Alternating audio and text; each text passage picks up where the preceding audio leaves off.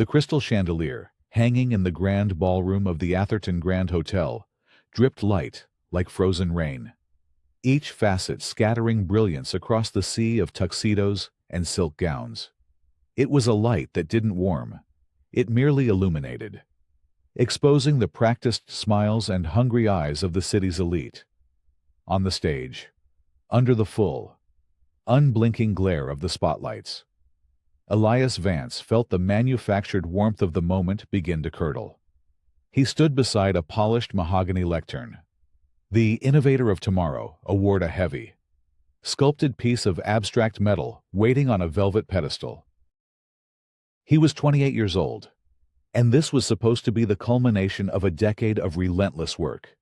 The award, and the substantial grant that came with it, was the key to scaling his company, Solara Innovations, and its revolutionary energy storage technology.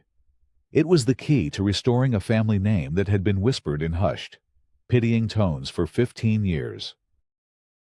The presenter, a woman with a smile as bright and brittle as the chandelier above, finished her effusive introduction. A mind that is not just redefining our energy future, but doing so with a conscience. Please join me in congratulating this year's Innovator of Tomorrow, Mr. Elias Vance. A wave of polite, rhythmic applause washed over him. Elias stepped forward, his heart a steady, disciplined drumbeat against his ribs. He adjusted the microphone, his eyes scanning the blur of faces. He saw his sister, Clara, in the third row, her expression a fragile mix of pride and anxiety. He offered her a small, reassuring nod. "Thank you," he began, his voice calm and clear, carrying easily through the cavernous room. "To the Atherton Foundation, to the selection committee, and to my team, who turn impossible ideas into reality every day, I am profoundly grateful. This award is not just an honor, it is a responsibility to build—" He never finished the sentence. A figure detached itself from the front table and moved toward the stage with an unhurried, proprietary grace. It was Julian Croft, a titan of the industry, a man whose portfolio spanned from logistics to biotechnology. More importantly, he was the chairman of the Atherton Foundation's board. His silver hair was perfectly coiffed, his tuxedo tailored to within a millimeter of its life. He ascended the small set of stairs to the stage, a benevolent, almost paternal, smile fixed on his face.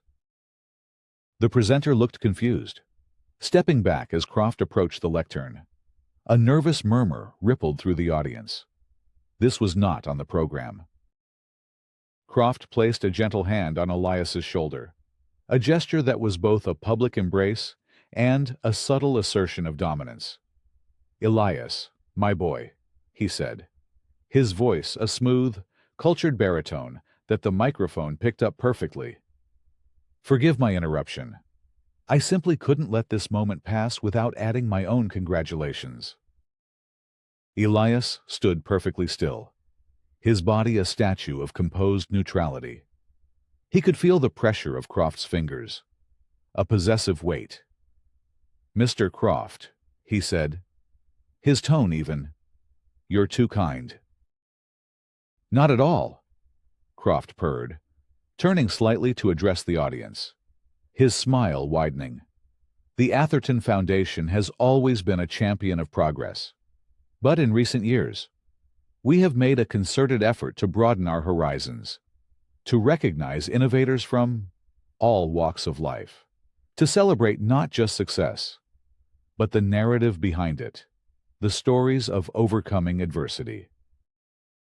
The words were coated in sugar, but they carried a venomous sting. Croft wasn't praising him.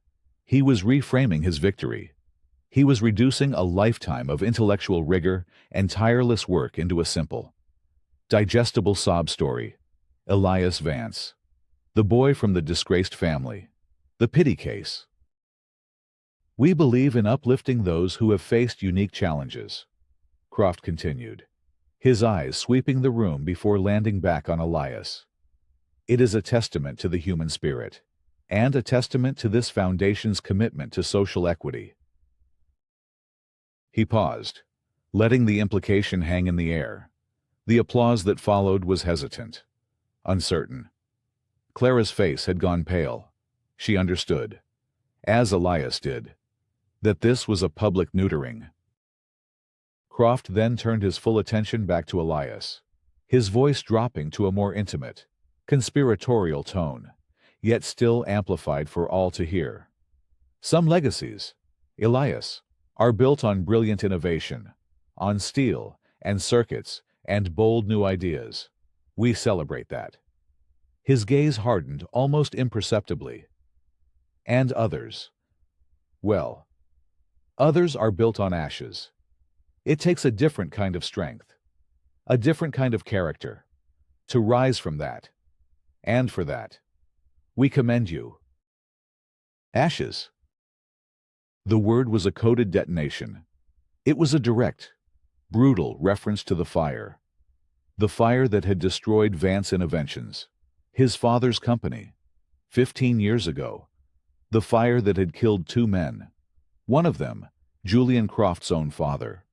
The fire that had branded the Vance family with a mark of negligence and shame they had never been able to wash away.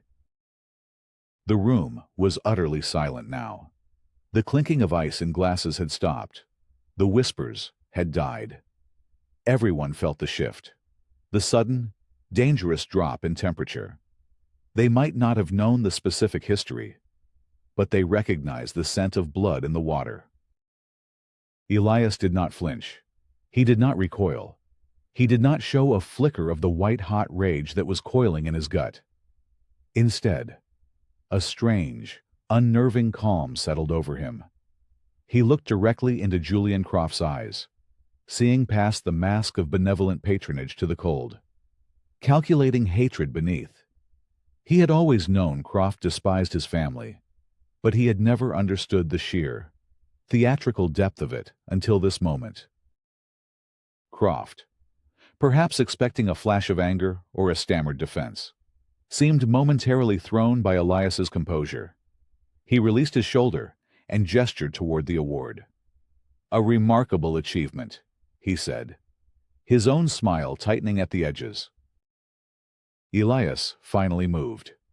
He took a step back from the lectern, creating a deliberate space between himself and Croft. He looked not at the award, but at the stunned faces in the audience. When he spoke, his voice was quiet, yet it sliced through the silence with the precision of a scalpel.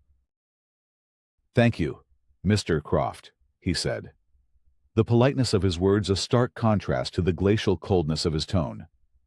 "Your perspective is invaluable."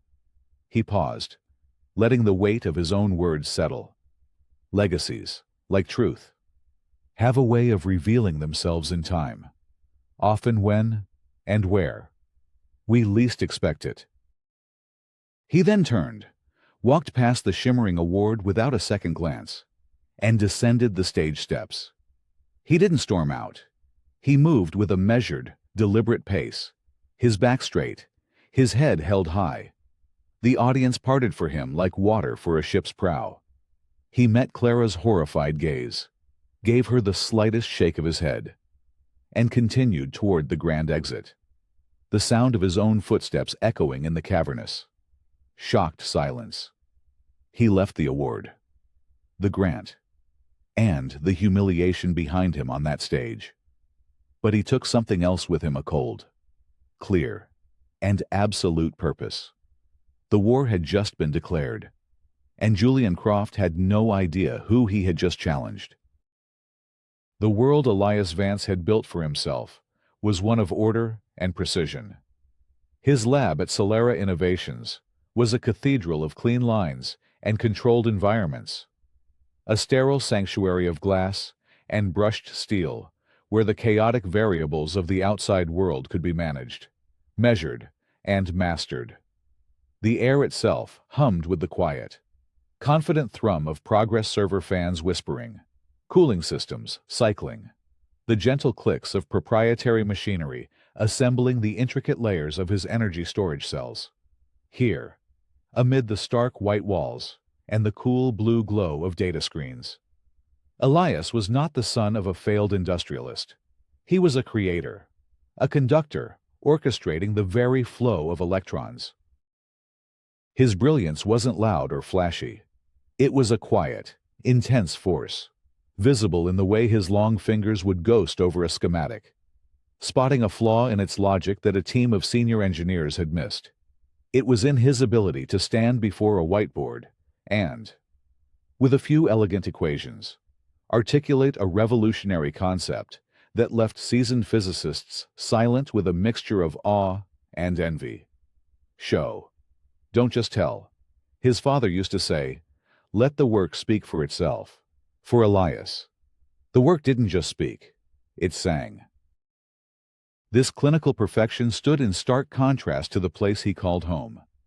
The Vance house was a sprawling, early 20th century Tudor in a neighborhood that had seen better days.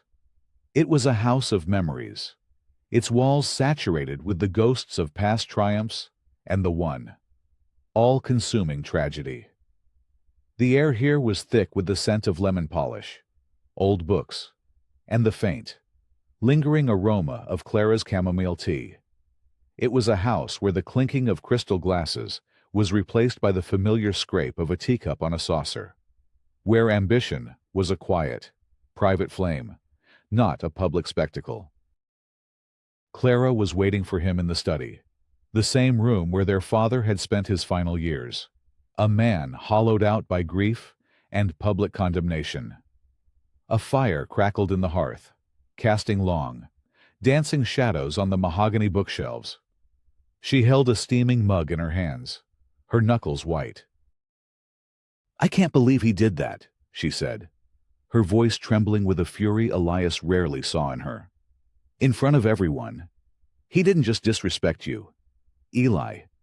He desecrated Dad's memory."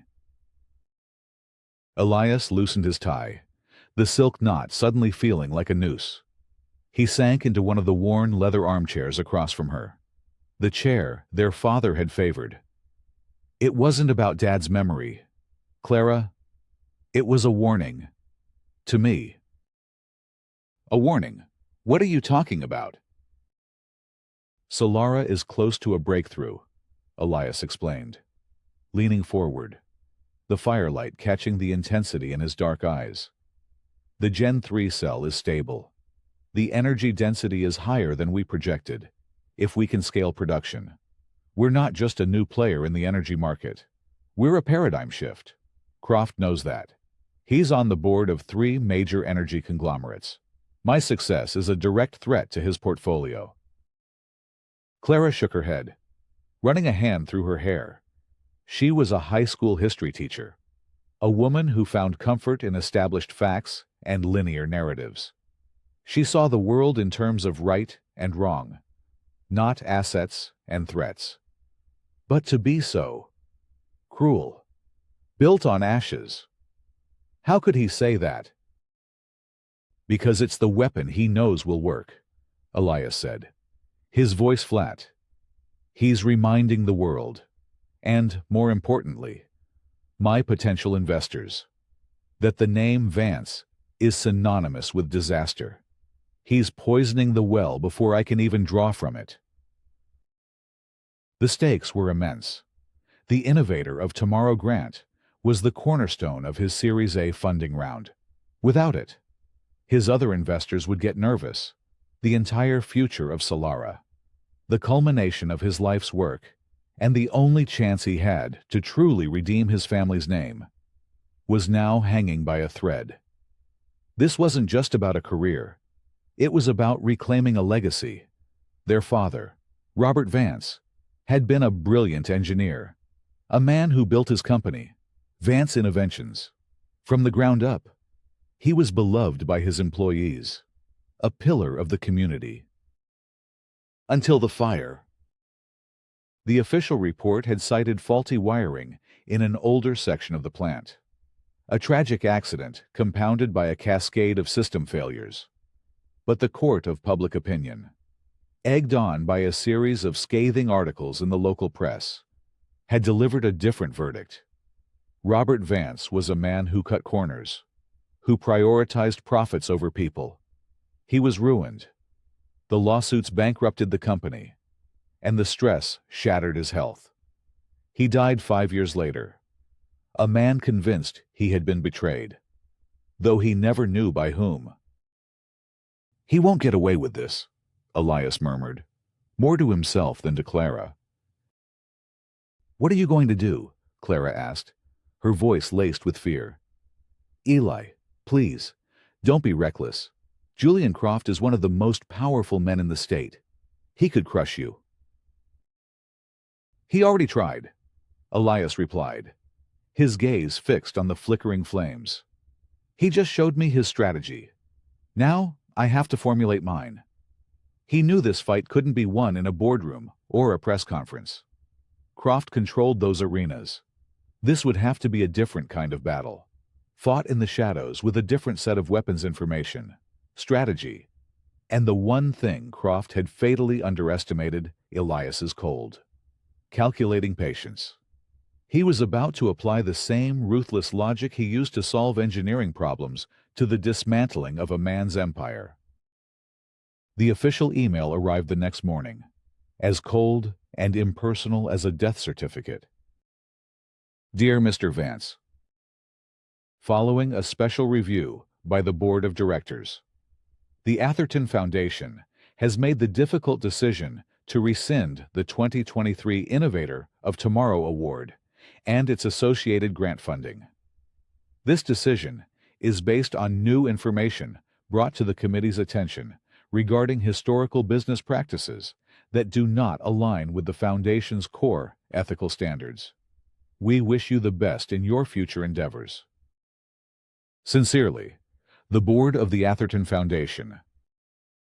There was no signature, no offer of explanation. It was a clean, brutal amputation. Within the hour, his phone began to ring. The first call was from his lead investor, a man who had been his most vocal champion. The second was from the university that provided his lab space. The narrative Croft had woven was taking hold. The historical business practices were a clear reference to the fire. A 15-year-old tragedy now being wielded as a fresh weapon.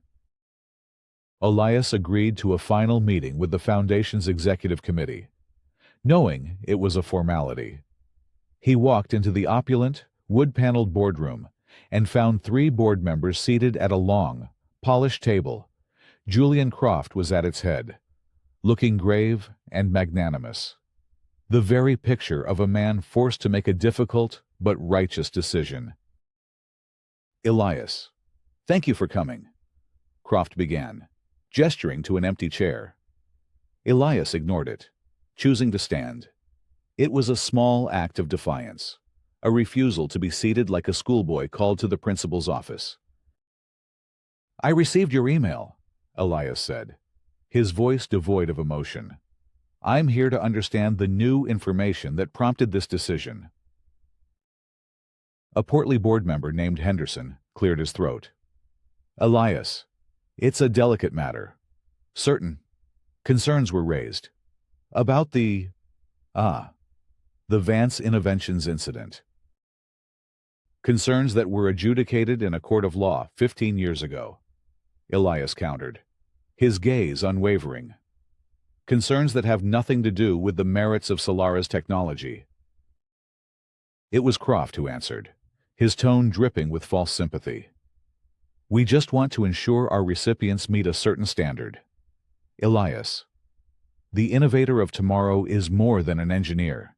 He's a role model. The Foundation's integrity is paramount. I'm sure you understand." The passive aggression was masterful. Every word was perfectly reasonable on the surface, yet together they formed a cage of insinuation. "What I understand, Mr. Croft," Elias said, his voice dropping slightly, "is that you are using my family's tragedy to sabotage my company for your own financial benefit." Henderson gasped. The other board member shifted uncomfortably. Croft, however, merely raised a placid eyebrow. Those are serious and baseless accusations. My boy, I think this meeting is over. We've made our decision. Elias held his ground for a moment longer, letting the silence stretch. Yes, he said softly. You have. And now I will make mine. He turned and walked out, the heavy oak doors closing behind him with a soft, final thud. The inciting incident was complete. The formal declaration of war had been delivered. The moment he was in his car, he made a call. Nina, he said, the name a single, sharp exhale. I saw the news feeds. They're calling it an ethics review, came the cynical reply of Nina Reyes, a freelance investigative journalist who had been Elias's closest friend since college. Her voice was a gravelly mix of coffee, sleepless nights, and a deep-seated distrust of anyone in a suit. That's rich, coming from a board chaired by Julian Croft. The old snake. He's been waiting for this. What's his angle? Elias. This feels bigger than just blocking your grant. It is, Elias said, navigating through the city traffic with an automatic, detached precision. He's trying to bury me. Nina, bury Solara before it can even get started. He made it personal. It was always personal with him. Eli, you know that. His father died in that fire. This is different. This was calculated. Public. He paused. I need you to dig. Not into the fire. Not yet. I want you to dig into Croft. Everything. His company. His finances. His charitable foundation. I want to know where every skeleton is buried. There was a moment of silence on the other end of the line, followed by the distinct sound of a keyboard clicking. You know he'll come after you with everything he has. Right. This isn't some corporate spat. You poke a man like that. He doesn't just poke back. He burns your whole world down. He already lit the match, Elias said, his voice as cold and hard as the steel and glass towers rising around him. I'm just going to make sure he's the one who gets consumed by the flames. Okay, Nina said, a hint of grim satisfaction in her voice. I'm in. Just tell me where to start. Start with Croft Industries. Elias instructed. He's built his entire reputation on being a paragon of safety and ethical business. Let's see how well that holds up under a microscope. The fallout was immediate and brutal. The news of the rescinded award, couched in the Foundation's vague but damning language, spread through the investment community like a virus. Elias's phone, which had once been filled with calls from eager venture capitalists, went silent. His lead investor, the man who had promised to anchor the Series A round, formally withdrew his offer, citing unforeseen reputational risks. The atmosphere in the Solara lab, once buzzing with the electric excitement of imminent breakthrough, became heavy with anxiety. His small, brilliant team of engineers and scientists tried to remain focused, but Elias could see the doubt flickering in their eyes. They had staked their careers on his vision, and now that vision was being systematically dismantled. One afternoon, he received a call from Arthur Sterling, a retired professor and a legendary figure in the materials science field. Arthur had been his father's friend and Elias's mentor, a man whose recommendation had opened countless doors. Elias, I heard what happened. Arthur's voice was strained. It's a damn shame. A travesty. It's Croft's doing, Arthur. Elias said simply. There was a heavy sigh on the other end of the line. I know, son. I'm calling to give you some advice. Lie low. Let this blow over. You can't fight Croft head on. He has friends in every corner of this city. He'll bury you in legal fees and bad press until there's nothing left. So I'm just supposed to let him destroy my company, my father's legacy. Your father was a good man who got tangled in something he couldn't control, Arthur said, his voice tinged with a deep, old sadness. Don't make the same mistake. Survive this, Elias. Live to fight another day, on a different battlefield. Elias hung up the phone, a cold knot of disappointment tightening in his chest. Arthur's advice was pragmatic, sensible. It was also the advice of a man who had already accepted defeat. Elias would not. He knew a direct assault was suicide. He needed a new strategy, a new ally, someone outside of Croft's sphere of influence. He spent the next 48 hours in a deep dive, not into science, but into the intricate web of finance and power that Croft inhabited. He mapped out Croft's network, his allies, his rivals, his every known investment. And there, on the periphery, he found a name, Isabelle Laurent. Laurent was the enigmatic head of a boutique investment firm, known for making bold, often ruthless, bets on disruptive technologies. She was a lone wolf who had a documented history of clashing with Croft on several corporate boards. She didn't fear him. She saw him as an obstacle. She was the perfect candidate. Securing a meeting was a challenge, but Elias was persistent. He bypassed her assistants and sent a single, direct email with a subject line that read, Julian Croft's next victim. He got a reply within the hour. To prepare his pitch for Isabelle, Elias knew he couldn't just sell her on the technology. He had to sell her on the fight. He had to prove he had the stomach for it. This meant he needed leverage. Something more than just a brilliant idea. He needed a weapon. That night, he drove to the family home and descended into the dusty, archive-like basement, a crypt of his father's life's work. He began methodically going through the old files from Vance Innovation's boxes of schematics, payroll records, and legal documents that had survived the company's liquidation. He finally found what he was looking for, a thick, bound volume containing the company's insurance investigation into the fire. He sat on the cold concrete floor, flipping through the brittle, yellowed pages.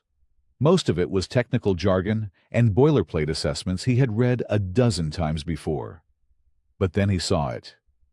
Tucked into an appendix was a copy of the final safety inspection report, conducted just 3 days before the blaze. It was a clean bill of health, a perfect score. The report was signed by an inspector named Marcus Thorne. Elias frowned. He remembered the name from the trial. Thorne had been a key witness for the prosecution, testifying that the plant's older wiring, while technically up to code, was a disaster waiting to happen, a complete contradiction of his own signed report. When pressed on the discrepancy, Thorne had been evasive, claiming the written report was a formality and his later assessment was more accurate. Soon after the trial, Thorne had vanished. Rumor was he'd taken his payout from the insurance company and moved to Florida. As Elias stared at the signature, a memory surfaced, sharp and painful. It was from the week after the fire. He was 13, hiding at the top of the stairs, listening to his parents in the study below. His mother was crying. His father's voice was a ragged whisper, broken and raw. It wasn't an accident, Catherine. Robert Vance had said. The fail-safes were triple redundant. They couldn't have all failed at once. Someone bypassed them. It was sabotage, a betrayal. At the time, Elias had dismissed it as the ramblings of a grief-stricken man. But now, looking at the inspector's pristine report, a new, cold certainty began to form. His father hadn't been paranoid. He had been right. And Marcus Thorne was the key. This wasn't just a social chess game anymore. It was an investigation. The first move in his calculated campaign had just been revealed. Elias's revenge began not with a bang, but with a whisper. He knew that to attack Julian Croft directly would be like a mouse attacking a lion. It would be a brief, bloody, and ultimately futile gesture. He had to weaken the lion first, poison its water source, and turn the other animals in the jungle against it. Croft's greatest asset wasn't his money, it was his reputation. He had meticulously crafted an image as a pillar of the community, a benevolent philanthropist, and a captain of industry with an unimpeachable ethical record. That was the foundation Elias had to crack. He handed everything he had on Croft Industries to Nina Reyes. He built his name on safety and integrity.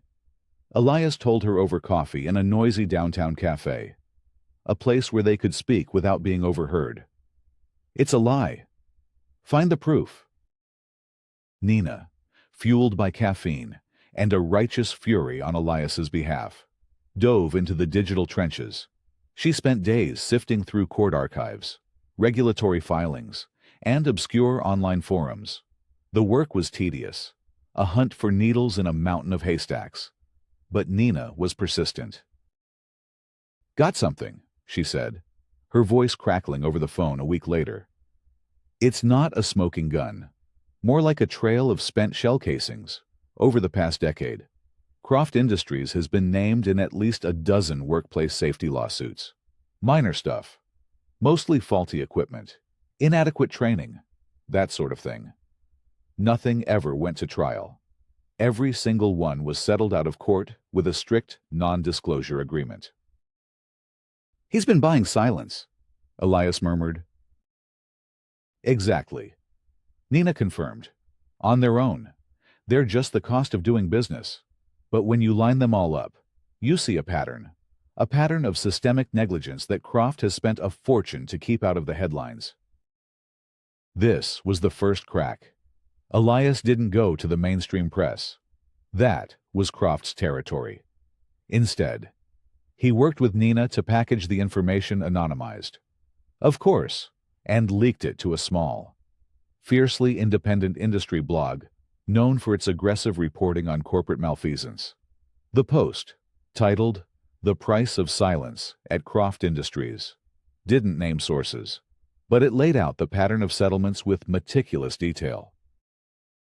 It didn't make the evening news, but it didn't need to. It sent a tremor through the world Croft inhabited. Whispers started in boardrooms and at country clubs. Julian Croft, the paragon of safety, had a closet full of skeletons. Meanwhile, Elias was making his own moves. Armed with the knowledge of the fire inspector, Marcus Thorne, he hired a private investigator, a discreet professional Nina recommended. The task was simple: find Marcus Thorne. While he waited, he saw the effect his shadow campaign was having on his sister. Clara grew more anxious with each passing day. She saw the new, harder edge in her brother, the obsessive glint in his eye. "I read that blog post, Eli," she said one evening, confronting him in the kitchen of the old house. "That was you, wasn't it? Don't lie to me." Elias didn't deny it. Croft drew first blood. "Clara. And so now you spill his, is that it? An eye for an eye, until everyone is blind." She gripped his arm, her expression pleading. "This isn't you. Dad wouldn't have wanted this. He wouldn't have wanted you to become this cold. Is this about his legacy? Or is it about hurting Julian Croft? Be careful you don't become the monster you're fighting." Her words hit their mark, but they didn't change his course. "This is for Dad," he said, his voice softer but no less resolved. "I'm not just trying to hurt Croft. I'm trying to uncover the truth." A few days later, the private investigator called. He had found Marcus Thorne. The former inspector was living a quiet, unassuming life in a small town in Arizona, under the name Michael Tanner.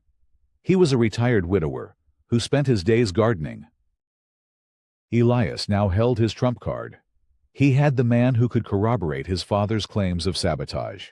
He didn't contact him yet. It wasn't time. He was meticulously building his case, laying each piece of evidence down like a brick in a wall that would eventually entomb Julian Croft. The whispers against Croft were growing louder, and Elias was patiently waiting for the right moment to turn them into a roar.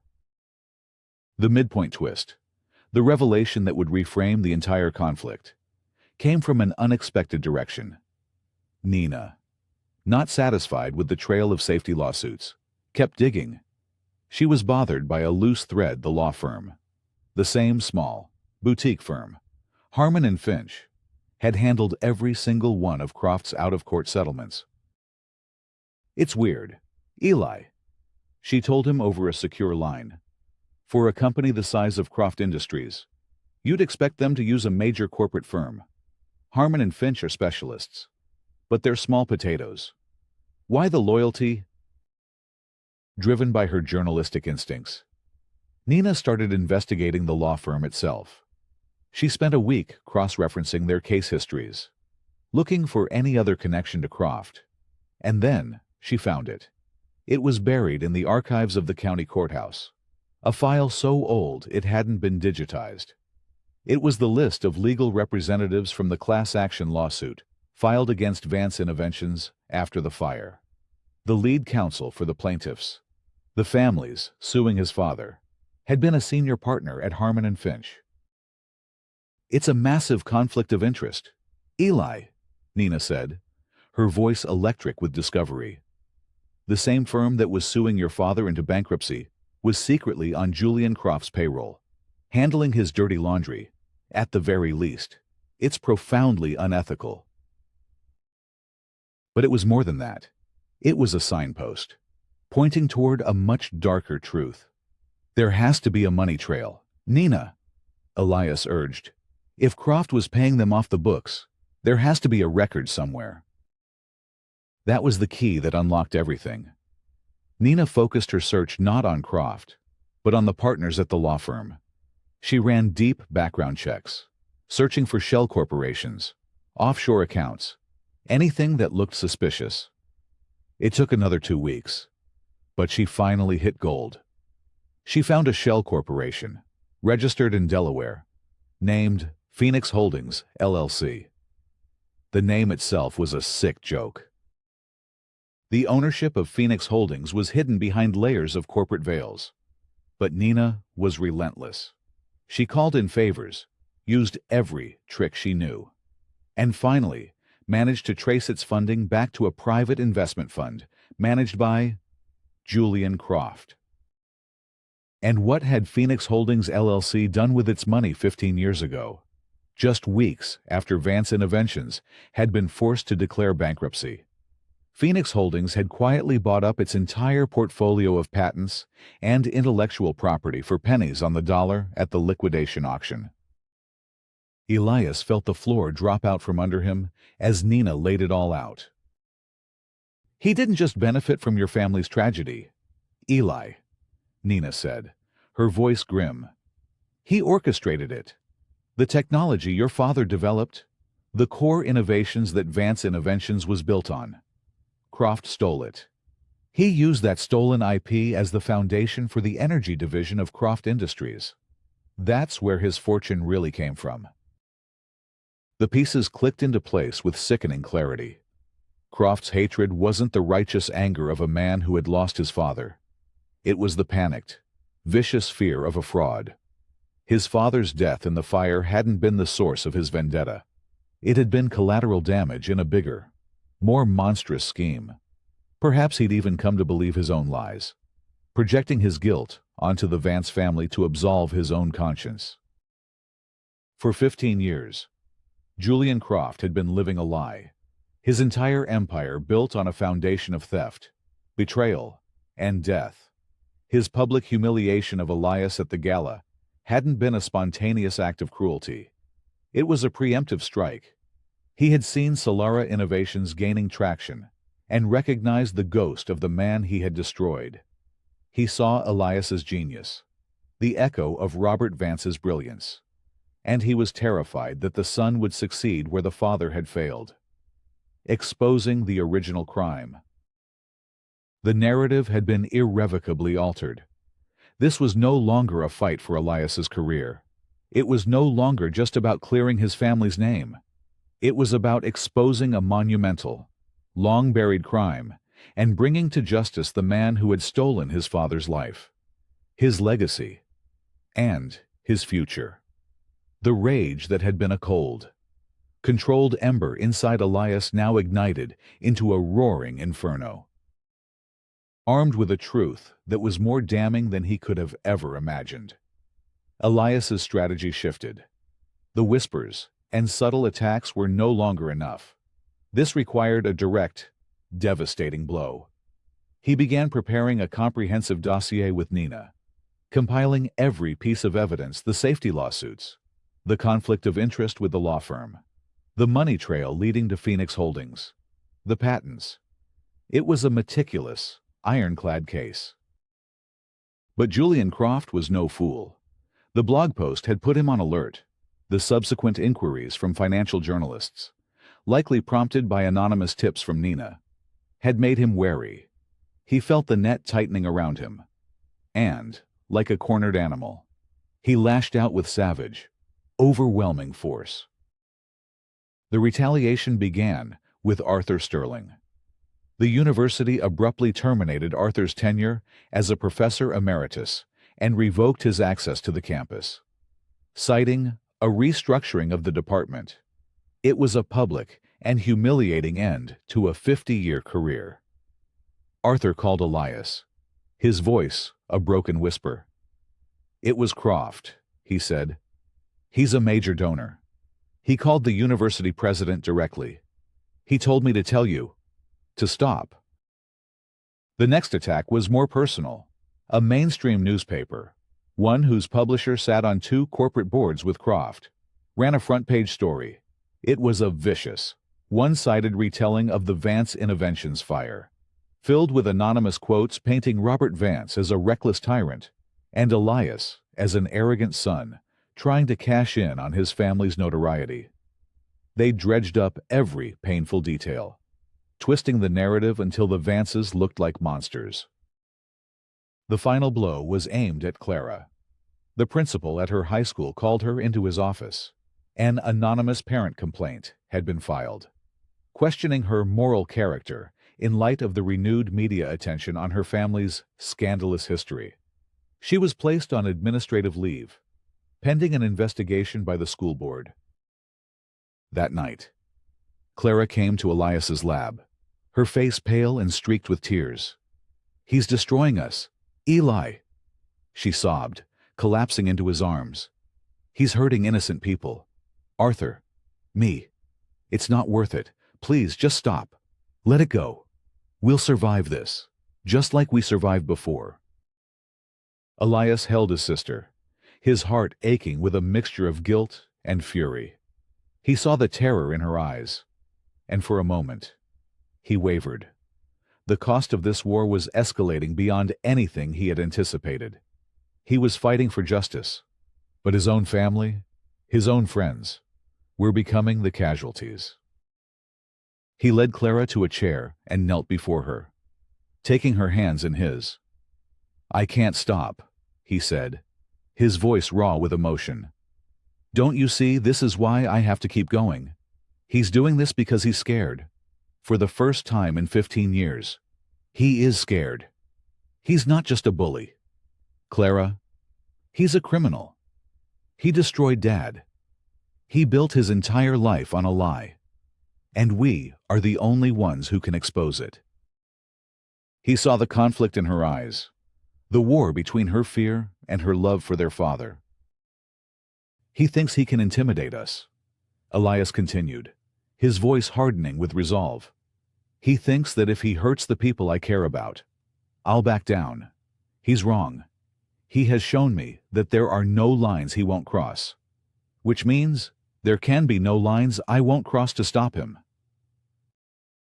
Clara looked at her brother, at the fierce, unyielding determination in his eyes. She saw the boy who had once tried to fix their father's broken company with Lego bricks and soldering irons. Now a man attempting to fix a broken world with truth as his only tool. Her fear was still there, a cold knot in her stomach, but beneath it, a flicker of her brother's resolve took hold. She squeezed his hands. "What do we do?" she asked, her voice no longer a plea, but a question.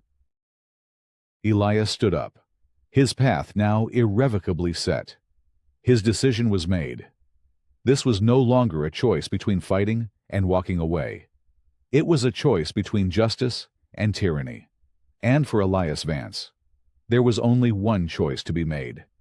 He had to end this, once and for all, no matter the cost.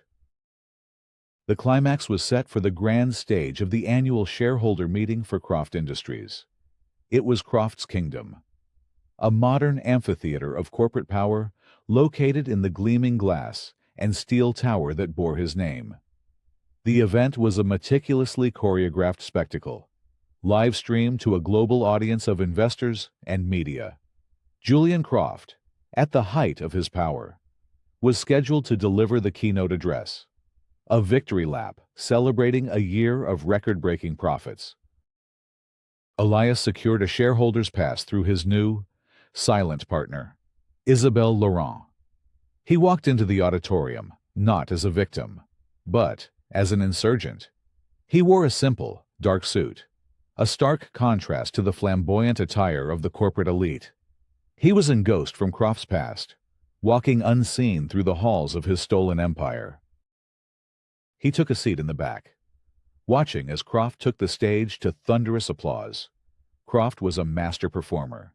He spoke of innovation, integrity, and corporate responsibility, his voice resonating with confidence and authority.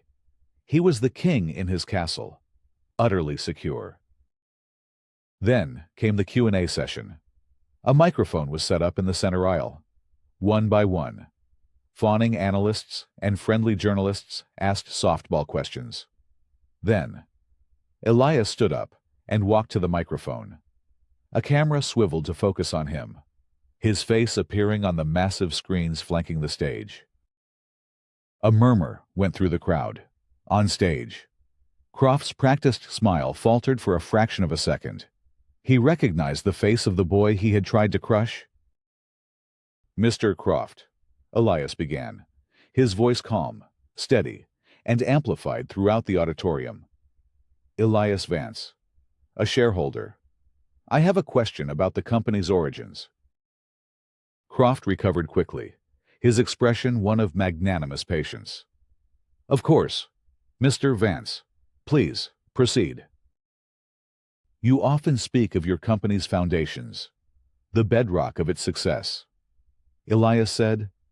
"Could you elaborate for the shareholders on the acquisition of the initial patents from the bankrupt Vance Innovations 15 years ago?" The air in the room grew thick with tension. Croft's eyes narrowed. "That's a matter of public record. We acquired those assets legally at a liquidation auction. It was a savvy business decision. A decision made by a shell corporation named Phoenix Holdings." Elias continued, his pace methodical. "A corporation secretly funded and controlled by you. Was it also a savvy business decision to be represented by the law firm Harman & Finch, the very same firm that was suing my father into that bankruptcy?" The murmuring in the crowd grew louder. The live-stream chat feed, visible on a side monitor, was exploding. Croft's face began to flush. "These are baseless insinuations. You have no proof." "Oh, but I do," Elias said. He nodded to someone near the tech booth. A document appeared on the main screens, the incorporation papers for Phoenix Holdings, with the money trail leading directly back to Croft's private fund. Then another slide appeared, showing the legal filings, highlighting the name Harman & Finch on both the Vance lawsuit and Croft's private settlements. Croft was trapped, the glare of the spotlight suddenly feeling like an interrogation lamp. "This is a fabrication," A desperate attack from a disgruntled competitor. Is it? Elias's voice cut through the denials. The foundation of this company wasn't a savvy business decision, Mr. Croft. It was grand larceny, built on the ruin of my family. He was about to deliver the final, killing blow. He had the recorded deposition from Marcus Thorne, the bribed fire inspector, ready to play. It would not only prove the fire was arson, but would cement Croft as a monster who would stop at nothing. But as he looked out at the sea of faces, his eyes found one in the front row, Arthur Sterling, his mentor. He was sitting there, a guest of honor, looking pale and utterly broken, a man trapped in a gilded cage. And in that instant, Elias remembered his sister's words. Be careful, you don't become the monster you're fighting. Destroying Croft was justice. But what about Arthur? Was there justice in destroying a weak man? A good man who had made a terrible mistake under duress. A new path forward crystallized in his mind. A harder path, but the right one. There's one more person who can speak to the events of that night, Elias announced. The entire auditorium holding its breath.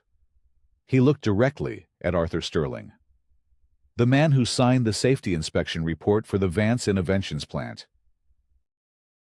He didn't play the recording. Instead, he presented his final piece of evidence. The inspector, Marcus Thorne, confessed that he was bribed to fake that report. He confessed that the fire was a result of deliberate sabotage.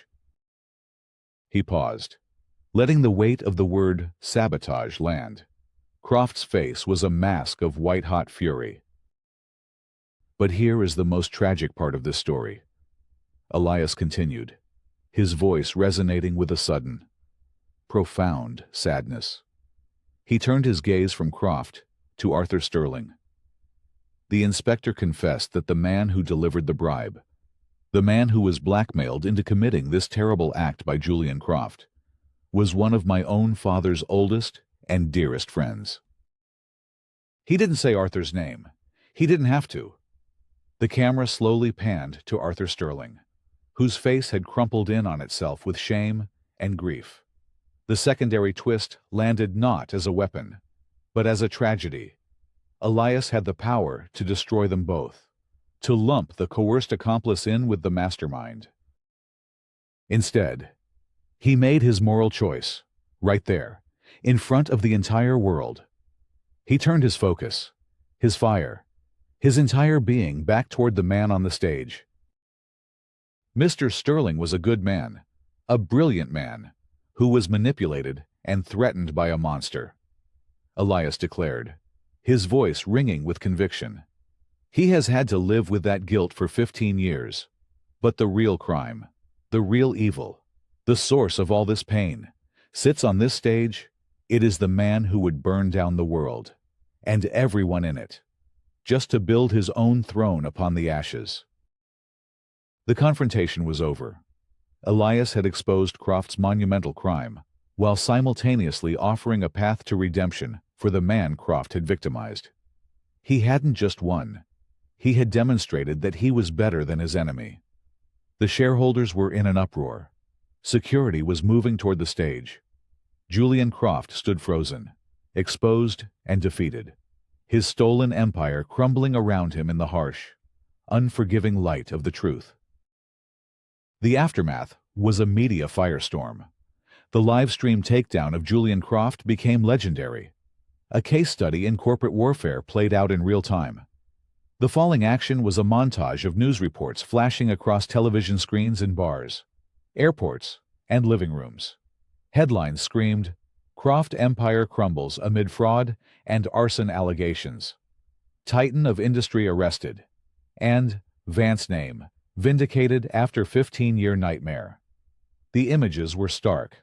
Croft being escorted from his tower by federal agents, his face a mask of disbelief. The doors of Croft Industries chained and sealed. Financial analysts dissecting the scale of his decades-long deception. For Elias, The victory was quiet. He watched the news with Clara in the study of their family home, the same room where they had heard their father's broken whispers years ago. The fire in the hearth crackled, a warm, comforting sound. Clara reached over and took his hand, her touch grounding him in the silent, peaceful aftermath. "Dad would be proud. Eli," she said softly. "Not because you won, but because you showed mercy. You gave Arthur a second chance." "Everyone deserves a chance to make amends," Elias replied, his gaze lost in the flames. He knew the cost of his victory had been high. But in that final moment, he had chosen creation over pure destruction. He had sought justice, not just vengeance. A week later, he went to visit Arthur Sterling. He found his old mentor in the small, cluttered study of his home, surrounded by books and memories. Arthur looked 10 years older, the weight of his public shame heavy on his shoulders. He didn't rise when Elias entered. "I don't know what to say," Arthur began, his voice raspy. "I am so sorry. Elias, your father, he was my best friend. Croft had me trapped. My wife was ill. The medical bills. He offered to cover them if I just did that one thing. I never thought. I never imagined." "I know," Elias said, cutting him off gently. He pulled up a chair. "I gave my full deposition to the authorities. I told them everything I learned from the inspector. I framed your involvement as a coerced witness, not a co-conspirator. You'll have to testify, but you won't be charged." Tears welled in Arthur's eyes, spilling down his wrinkled cheeks. "Why, after what I did? I helped ruin your family." "Croft took enough from all of us," Elias said, a profound weariness in his voice. "He took my father's company, his reputation, his life. He took your honor. There's been enough destruction. It's time to start rebuilding." Elias stood to leave, placing a hand on the old man's shoulder. In that gesture, a cycle of betrayal was broken and replaced with an offer of grace. The war was over. The long, slow process of healing could now begin. 1 year later, the autumn air was crisp and cool. On a plot of land overlooking the river, where the skeletal, weed-choked ruins of the old Vance Innovations factory had once stood, a new structure was rising.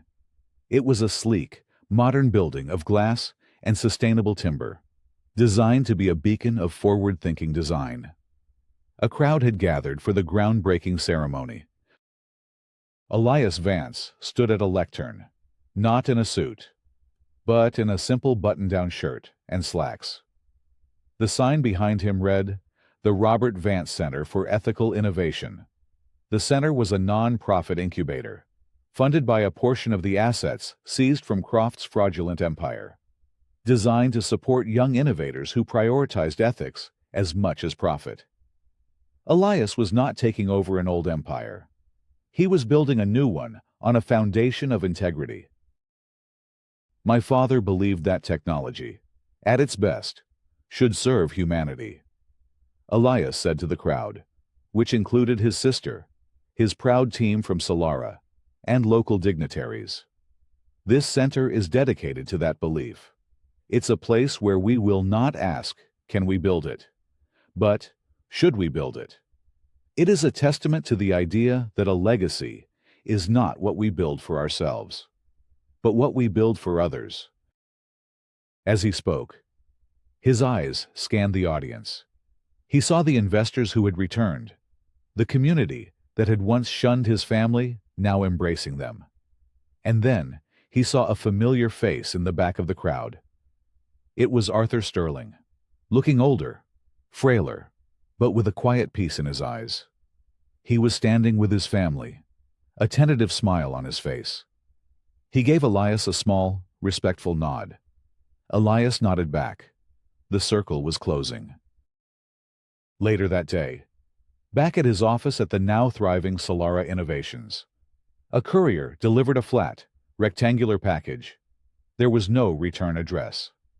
Elias carefully unwrapped the brown paper to reveal an old, ornate picture frame.